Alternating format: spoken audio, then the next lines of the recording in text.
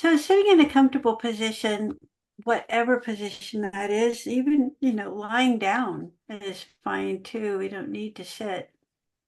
Just in a position that's going to keep you awake. You don't want to fall asleep during the meditation, although if you do, that's okay too. And you can gently close your eyes or soften your gaze. And we can take a couple of deep breaths in, pull our attention inward.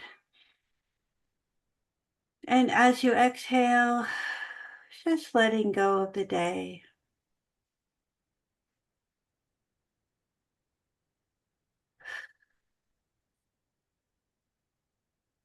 Knowing that this is your time for you. You can leave the day behind, just reconnect with yourself.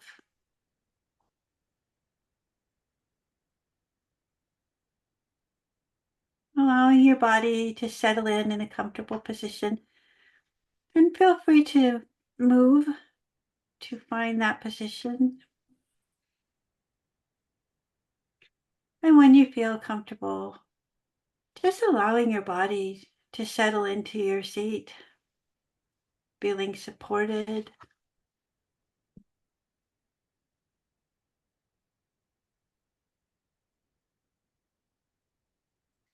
Letting your body feel heavy and relaxed, sinking a little deeper into your cushion, feeling a little bit more here in this moment, keeping our mind present rather than thinking about the day or planning the future.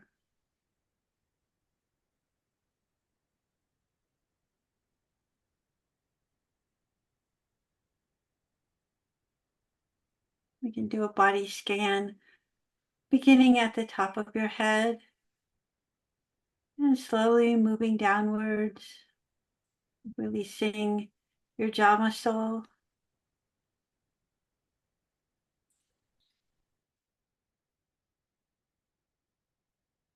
Letting your arms hang heavy at your side or on your lap.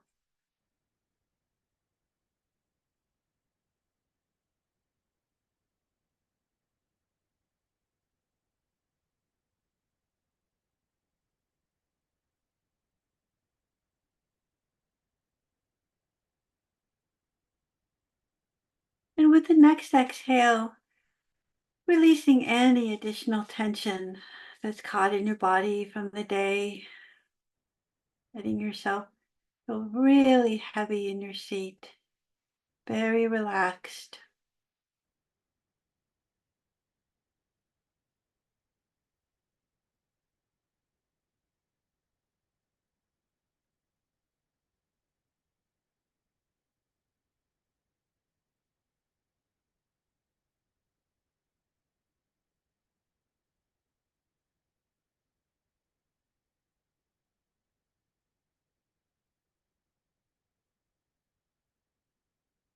And as your mind begins to settle along with your body, we can just bring our attention to our breath and focus on the entire breath in, beginning the tip of your nose, where you inhale the cool temperature as we inhale that air, feeling that in our nostrils, in the back of the throat, visualizing all of that air filling you up, bringing all that healthy oxygen to your blood, noticing the body expand and contract as we breathe in and out. And notice too, as you exhale, the warmer temperature on your upper lip.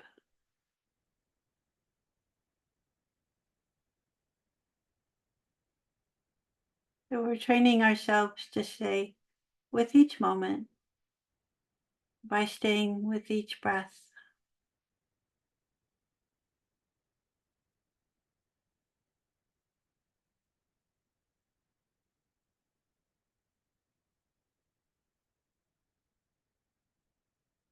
And as the thoughts come into your mind, just remind yourself anything that your thoughts are telling you is urgent will still be there when the meditation is done.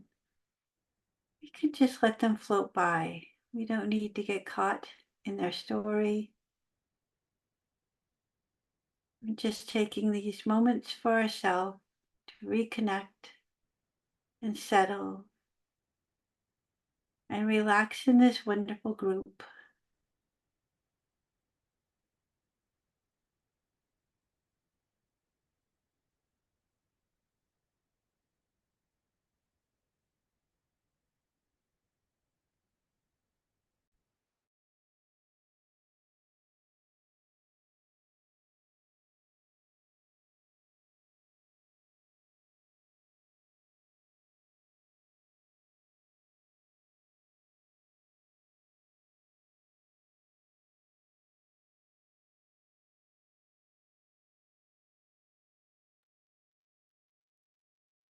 Oftentimes we're still really busy in our mind when we begin meditation, and that's okay. We can just notice that when it happens. No judgment, no criticism, and just return to the breath and the body over and over and over again.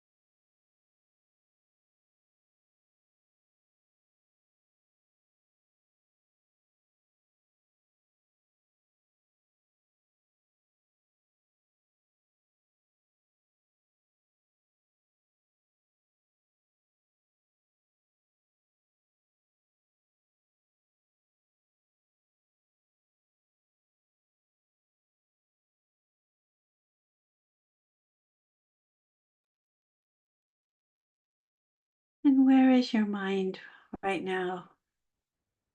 Are you staying with your breath? Are you caught in a story? And without any judgment, if you're caught in a story, we just release the story and come back to the breath and follow that breath from the beginning as it enters our body, filling our lungs, and exits our body. How's our body feeling? Have we tensed up anywhere? Relaxing any areas that feel a little bit tight.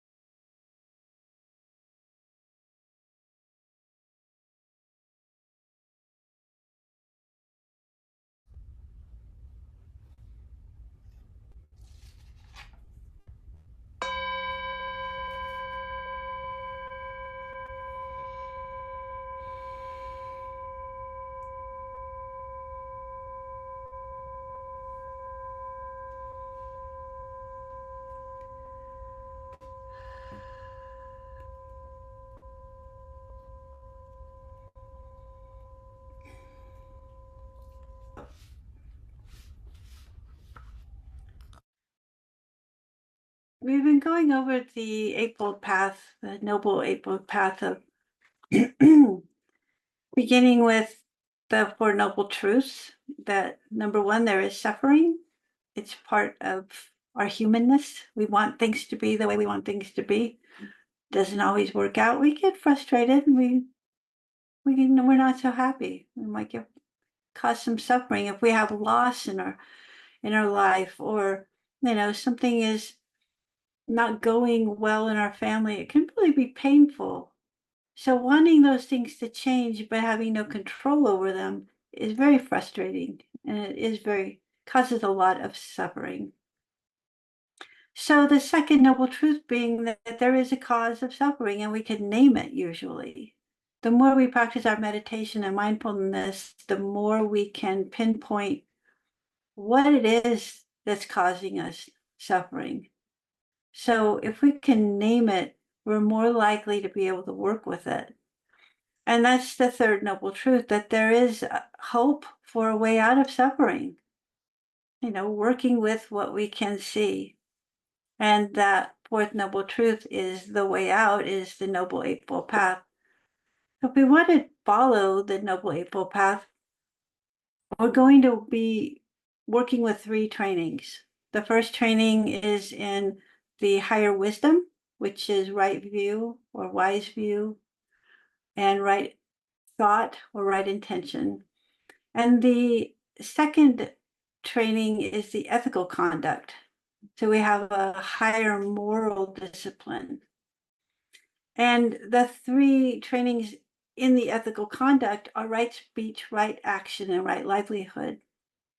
And then finally, the mental discipline, which is our training in higher consciousness, which is right mindfulness and right concentration. Excuse me. So we've already gone over the right view, right intention for the wisdom path. And we've gone over right speech and right action. So with the wisdom path, what the way we get wise, right, is by practicing these all of these 8 things.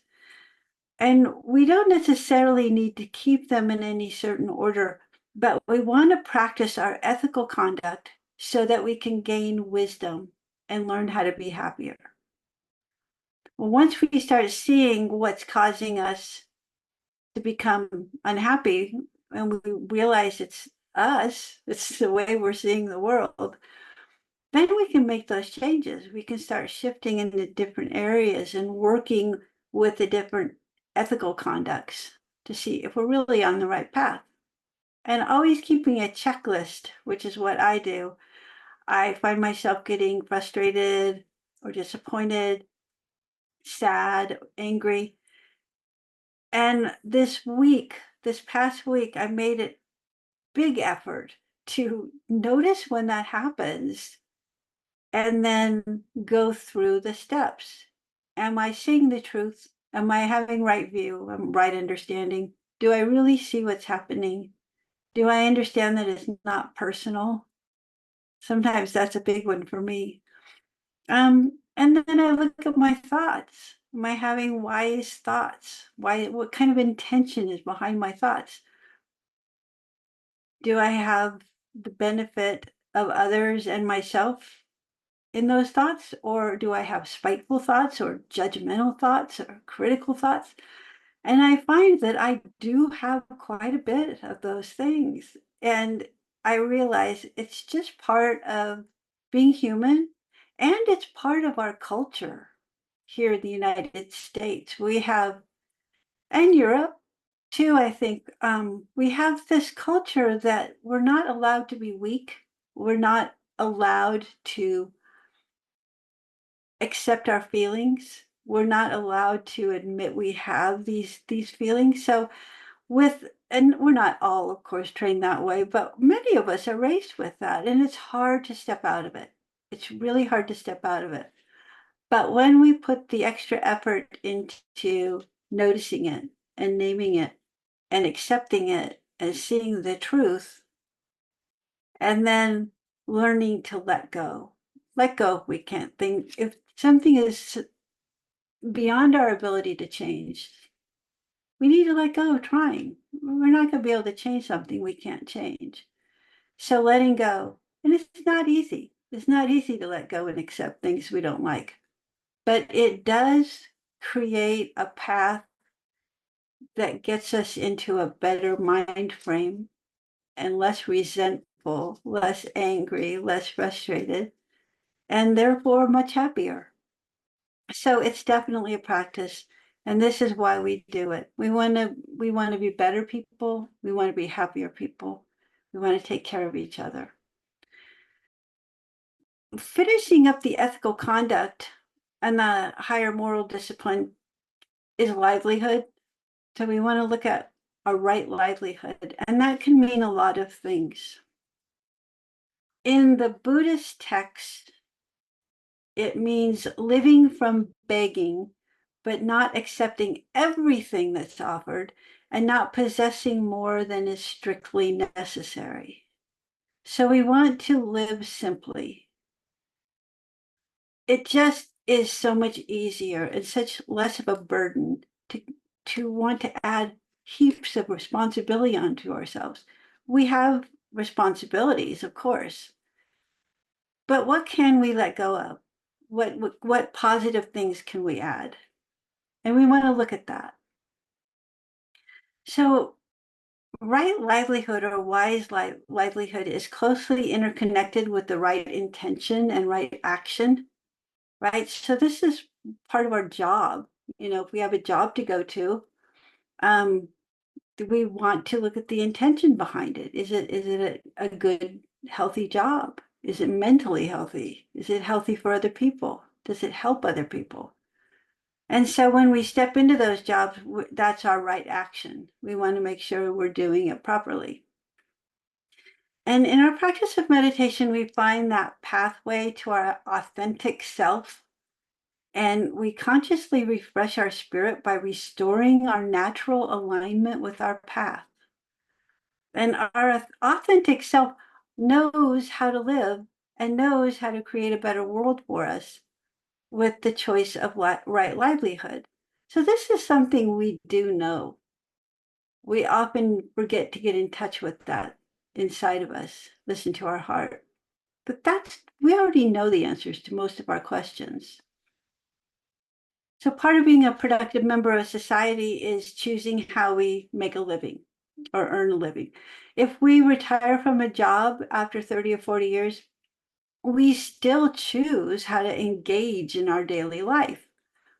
And this engagement with life should include some sort of involvement with fellow humans or any beings, and in a positive way, because as social beings, we thrive on human connection, and helping others can create that rewarding interaction with life that we so much enjoy. It doesn't need to be much. It doesn't need to be much more than offering a smile to people that we pass in the aisles at the grocery store, or holding a door open for the person behind you. And you might volunteer at a food bank or a thrift store one day a week, or tutor someone learning a language, or in math or in science. And in any job we choose, we want to be conscious of how our work impacts our community. For example, one may sell firearms, in which case we discern the harm or the good that might bring. Or we might sell pharmaceuticals to improve the health of those people that are seriously struggling with serious disease, rather than being involved in the sale of street drugs that can cause terrible harm. So we really want to look at what we're doing with kind of a critical eye, but with a lot of compassion. The Buddhist view is really clear on what is not right livelihood. There's 5 particular things that it mentions in the Pali Canon. Not dealing with arms, not dealing in the slave trade or the meat trade, the sale of alcohol or drugs or poisons. And the other one is to not make prophecies or fortune telling because we don't want to lead people astray. I mean, if you're a psychic and you really do know things and you can help people, great. But we don't want to mislead people. So we need to abstain from making our living through a profession that brings harm to other beings. And again, in the Buddhist view, we should make our money legally and peacefully, and ideally in ways that promote compassion, understanding, awareness, and well-being. So it's a really good thing, I believe, to just pause once in a while in our busy lives and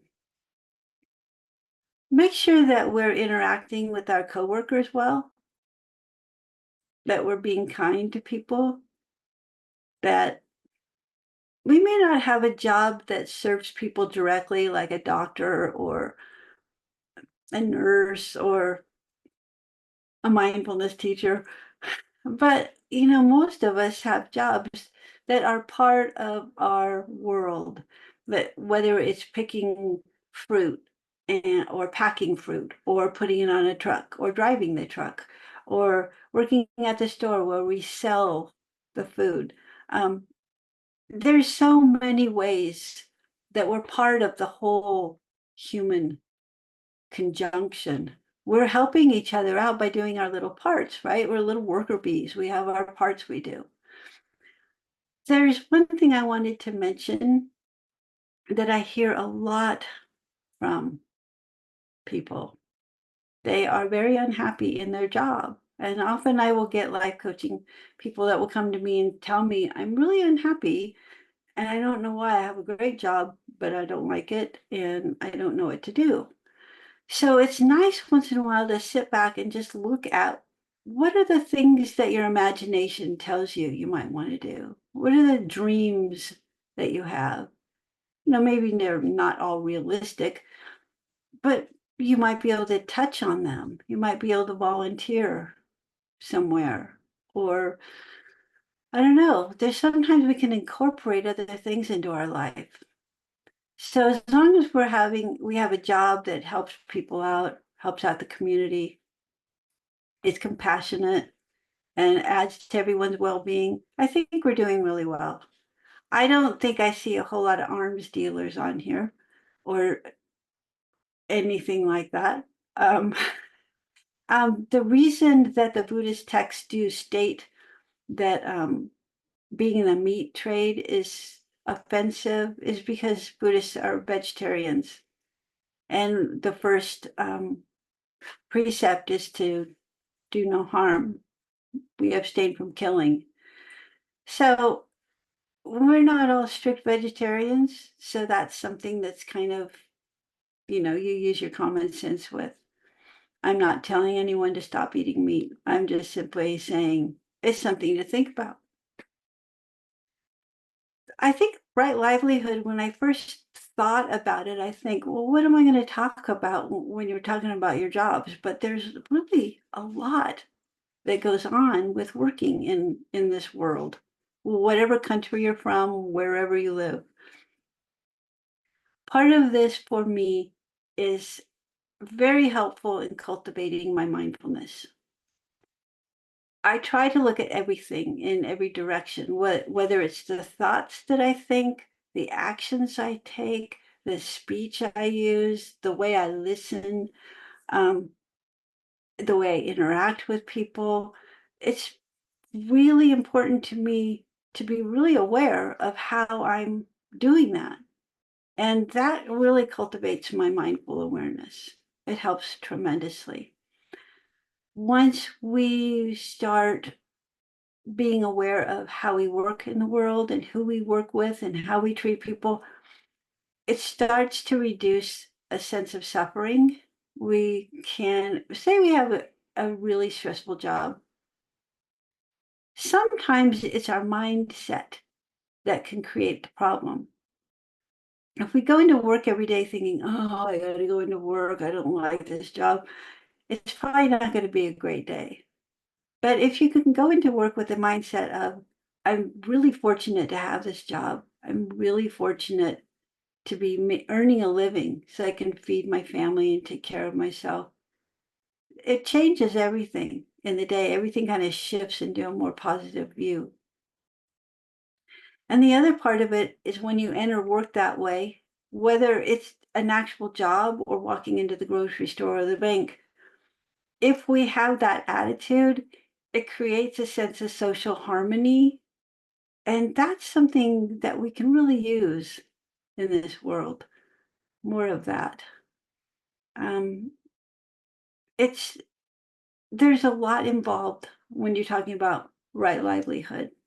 It's the way we move through the world, interact with other people. We use our integrity. We're really conscious of being honest. Um, we often have a very positive impact on other people. That's something we can all use. Balancing our livelihood with our private life and being aware of it as a whole, not as separate things, not as separate, like work life is over here and my private life is over here. Blending it together, it's part of our day. It's part of our 24 hours. And so it's not really separate. It affects us on both sides. So livelihood is important. And most important, as far as I can tell for me, is just being aware of my thoughts. What am I thinking about? How am I talking to somebody? How am I approaching this day? So I hope that helps a little bit in understanding the ethical conduct of right speech, right action, right livelihood. Um, well, let's move into our meditation. I'll try to leave some long pauses in this one. No promises. Let's see what comes up. So again, sitting comfortably, feeling centered, taking a few deep breaths, exhaling, and allowing your body to settle in.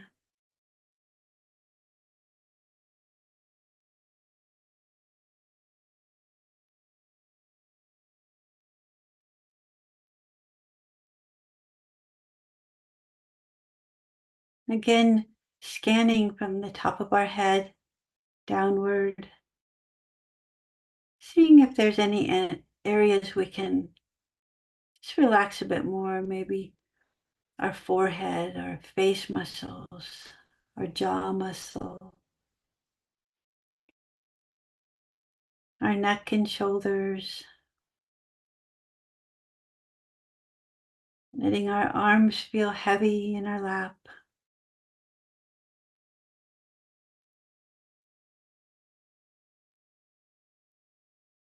Our hips sink a bit deeper as we exhale again and let go of any tension in the body.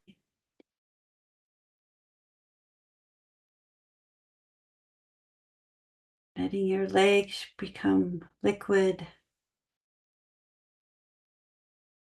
the muscles completely relaxed.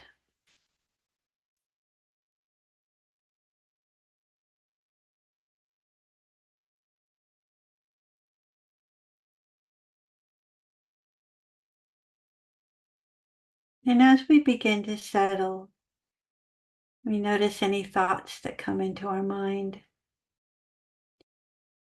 And rather than get caught in the story, we can just come back to our body and ask ourselves, is there anywhere I can relax a bit more? Or we can follow the breath, the entire breath in, the entire breath out.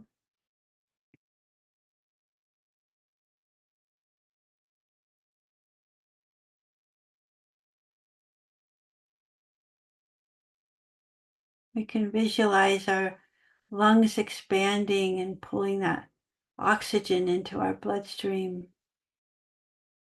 cleansing our body, filtering out toxins.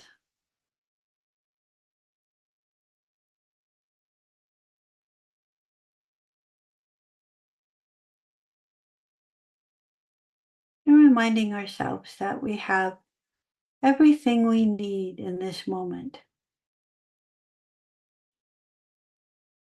As we sit, we know we're safe. We're in a wonderful group. And we take this time just for ourselves.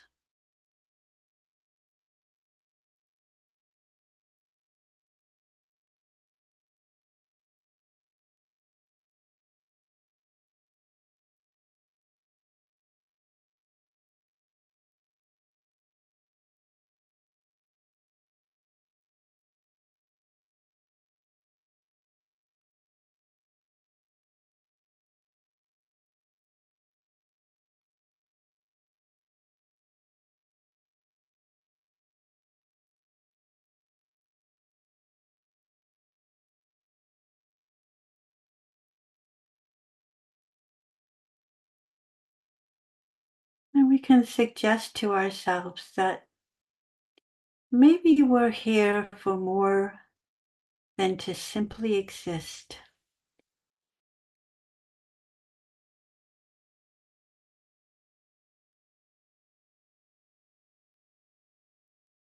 Maybe there's more that we've closed off or hadn't really thought of. And we can open that door, adding more to our lives rather than simply existing.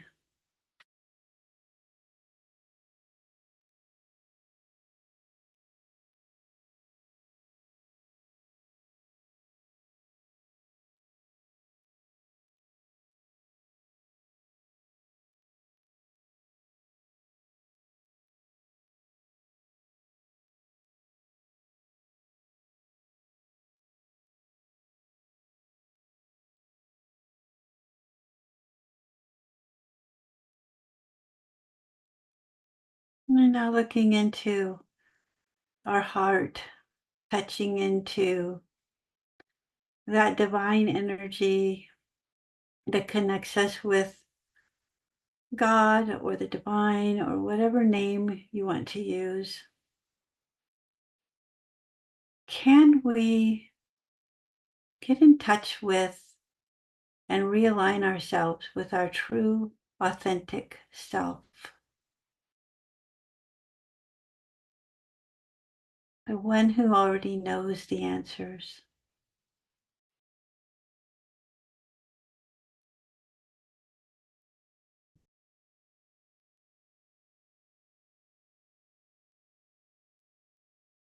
This authentic self does not run on ego. It is not selfish.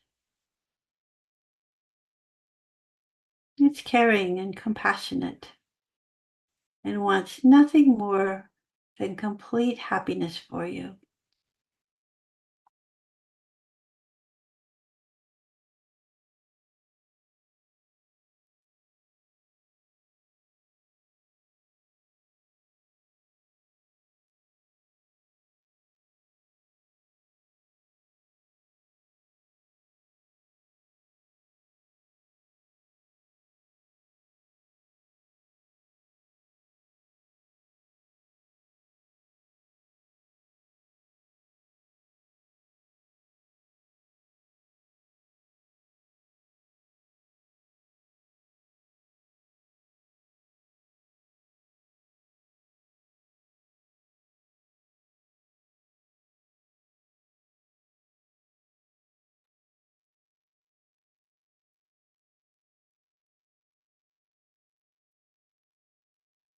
And we can ask this authentic self to connect us, open those doors to whatever will add positive to our life.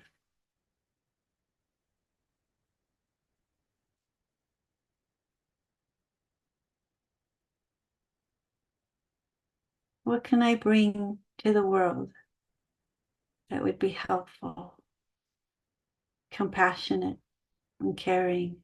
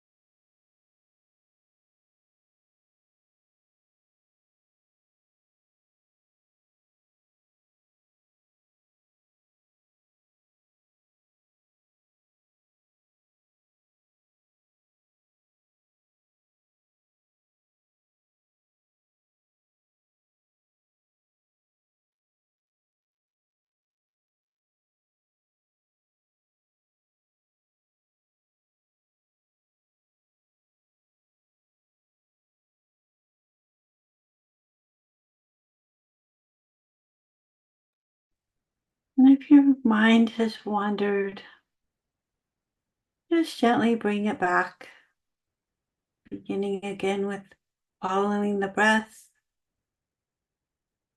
or doing a body scan. And if you're caught in thought, it's okay. You just gently come back without any judgment or criticism and begin again.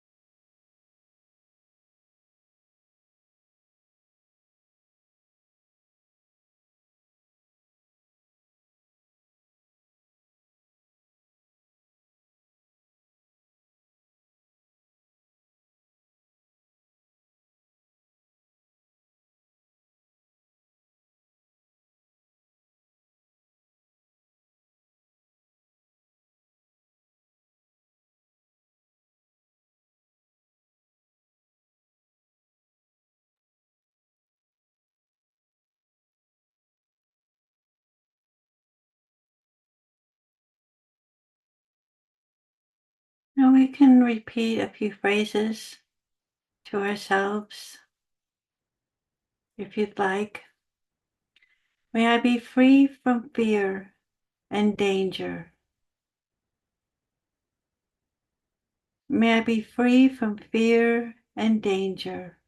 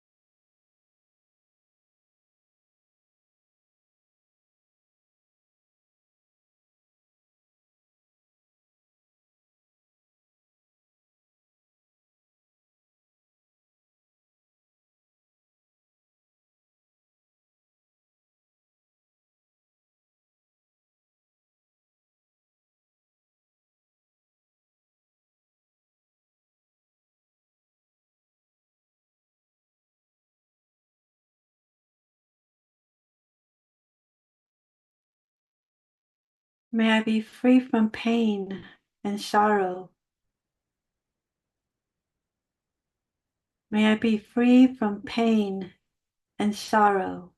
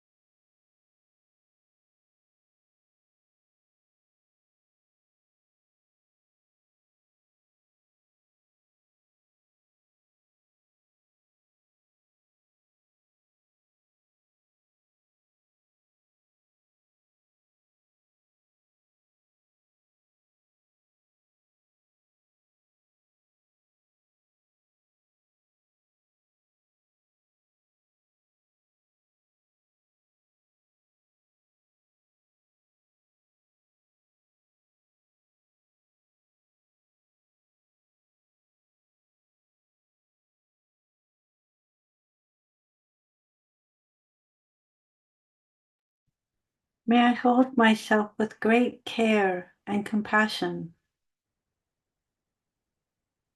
May I hold myself with great care and compassion.